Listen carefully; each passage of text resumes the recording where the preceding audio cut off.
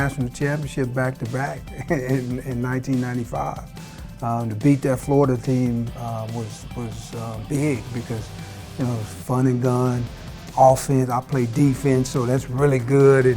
And for us to dominate the game like we did man, I would never forget that night when we walked out the tunnel and they was talking trash and we just looked at them like they wasn't there. And then afterwards, we got to celebrate. Any game watching Tyrann Mathieu when he wore number 7, I felt like it was electric because that really got me locked in on playing defense. It was okay to have one person just to make a play on the ball and to hear the stadium erupt. You're at Notre Dame. I would say this, so usually what happens is that you get the opportunity as a starter. They usually, at the pep rallies, they usually introduce either the starting offense or the starting defense. Well, I hate public speaking, and my last home game, my senior year, I finally was forced into speaking, and I always felt that our walk-ons were like the heroes on the squad. I mean, I was the starting running back.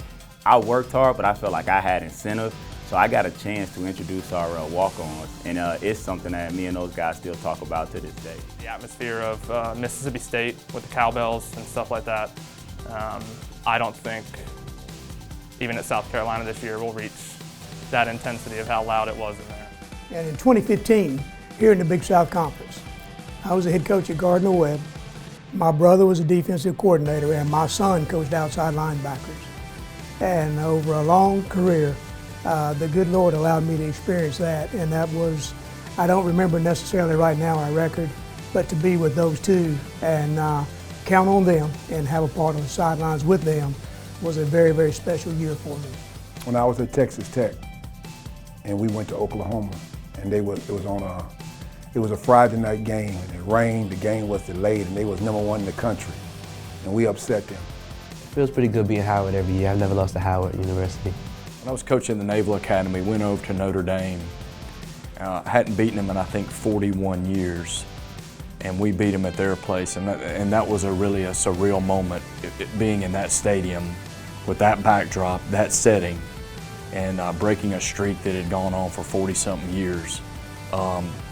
It was one of those you had to pinch yourself a little bit. I mean, it was really, really a unique moment. I was a freshman walk-on at Georgia, and we didn't have a very good year. I believe we were 5-6, and we were fortunate to sign a guy by the name of Herschel Walker out of Wrightsville, Georgia, and we turned it around and went 12-0. But it wasn't just Herschel. It was a lot of other guys that made a commitment to have a better year and a better season. Taking my first snaps in Chattanooga my redshirt freshman year, the center in front of me went down, and we were down, but it was in the third quarter, and I went in, and I was living a little kid's dream. I was having the time of my life. I think at a very young age, it would have been watching the Notre Dame-Michigan State game, the 10-10 tie with Eric Parsegian and Duffy Doherty as the coaches. I remember vividly watching that game. I mean, that was probably in the 60s, I believe it was at this point, but that game has kind of stuck with me for a long time. Making it to the playoffs the first time ever, 2 years ago.